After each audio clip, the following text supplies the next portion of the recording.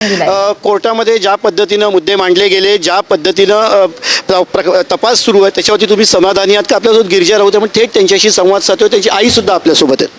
हो, आजच या सगळ्या गोष्टींची उकळणी झाली आणि आता जसं जसा वेळ जाईल, जसं जसं पुढे कारवाई होत जाईल त्याच्यानं आपल्याला अंदाजा येईलच. पण प्रायमा फेसिया बघता पोलीस टीमनी, न्यायालयीन अथॉरिटीजनी जे आम्हाला सपोर्ट केलेलं आहे, आमच्या ॲक्च्युअल जस्टिस देण्यासाठी जे काही त्यांनी कष्ट घेतलेले आहेत त्याच्यासाठी सगळ्यांचे आभार. आणि याच्यानं आम्हाला पूर्ण आश्वासन आहे की आम्हाला पूर्ण न्याय मिळणारच आहे. सरकारी जे तपास अधिकारी होते त्यांनी सांगितलं की एका आरोपीला अटक केली, बाकीचे आरोपी शोध घेतोय, याचा अर्थ ते फरार आहेत. म्हणजे मीडियासमोर येऊन बोलणारे विनायक राऊत पोलिसांच्या रेकॉर्डवरती फरार आहेत का? त्याची कल्पना आय गेस पोलिसांना जास्ती असेल, पण फरार असले तरी आपली पोलीस टीम ही सक्षम आहे.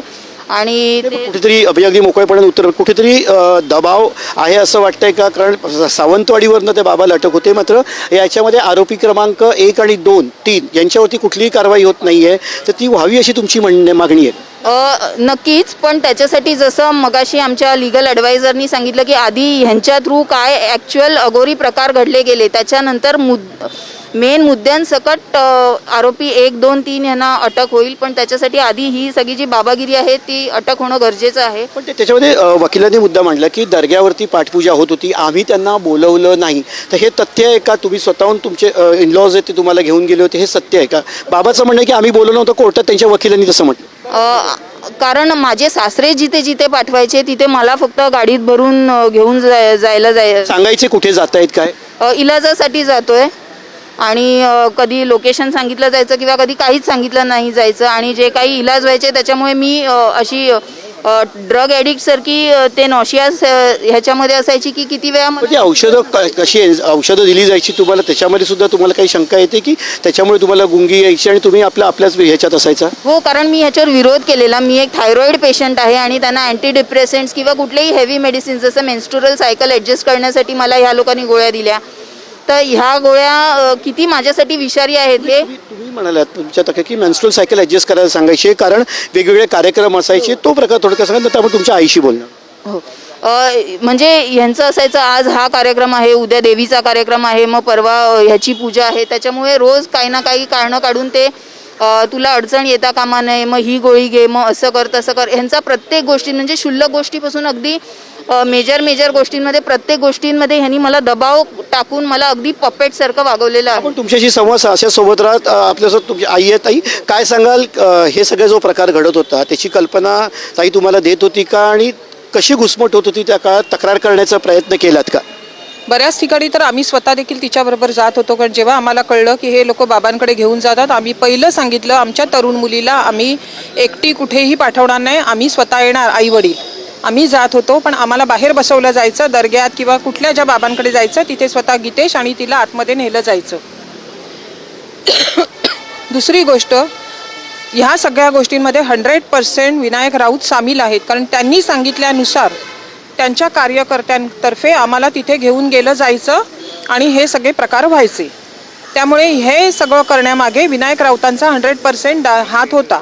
आणि ह्या मागचा उद्देश एकच होता की ह्या बाबांचं सांगणं असायचं की ह्या दोघांमध्ये शारीरिक संबंध येता कामा नये जोपर्यंत हे विधी चालू आहेत. हे असं सांगितल्यानंतर जवळजवळ 2018 नंतर आम्हाला ही शंका कायम मनात बसली की यामध्ये काहीतरी यांना माहीत आहे की आपला मुलगा असक्षम आहे आणि हे सर्व हिच्यावर लादण्यासाठी यांचे हे प्रकार सुरू आहेत. आणि म्हणून मग आम्ही नंतर 2023ला तिला आमच्या घरी घेऊन आलो. आणि त्याच्यानंतर आत्ता जे हे विनायक राऊत सांगतायत की आमच्याकडे पैशांची मागणी केली किंवा आमच्याकडे फ्लॅट मागितला, हे सगळं धादांत खोटं आहे. आज एक लोकनेता म्हणून ज्यांची प्रतिमा आहे त्यांनी तरी निदान एखाद्या मुलीवर इतके गलिच्छ आरोप लावून असं बोलू नये की यांनी आमच्याकडे पैशांची मागणी केली. कारवाई होते असं योग्य होईल असं तुम्हाला वाटतंय? कारण शेवटी माजी खासदार आहेत.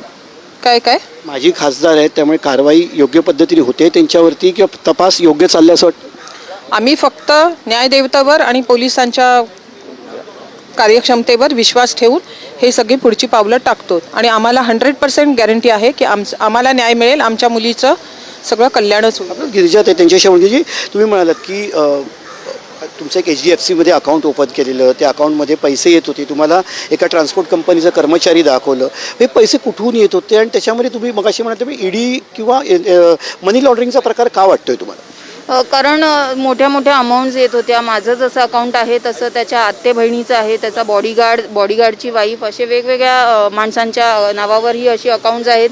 त्याच्या व्यतिरिक्त कॅश वेगवेगळ्या अमाऊंट्समध्ये घरी येते, त्याच्यामुळे मनी लॉन्ड्रिंगचं शक्यता दाट आहे. पण इन डिटेल मी या सगळ्या विषयांमध्ये घुसली नाही. त्याच्यामध्ये सांगितलं एकदा तुम्हाला पैसे मोजायला लावलेले भरपूर, तो किस्सा काय होता?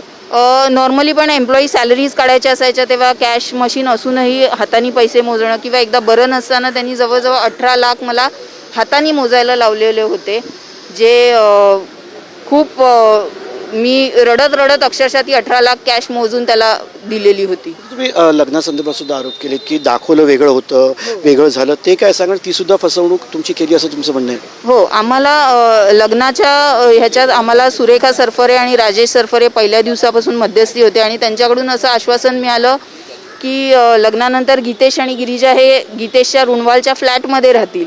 गीतेशची 2 घरं आहेत, रुणवालमध्ये एक फ्लॅट, रुणवाल सिम्फनी, आणि बालवाडीमधील घर. पण बालवाडीतलं घर आमचं लग्न होईपर्यंत आम्हाला कधीच दाखवलं नाही. सगळ्या मीटिंग चाळीत होतं, झोपडपट्टी सर, नॉट इवन चाळ.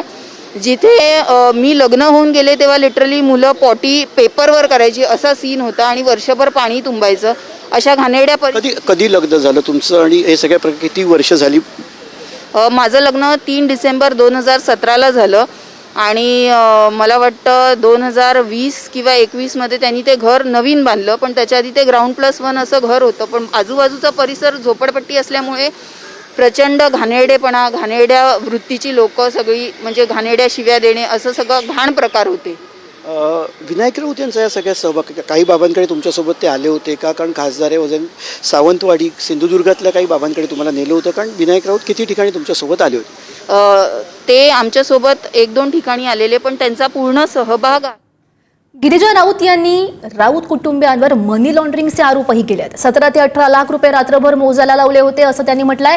शारीरिक त्रास असतानाही गीतेश राऊतांनी पैसे मोजायला भाग पाडलं असंही गिरिजा राऊत म्हणतात.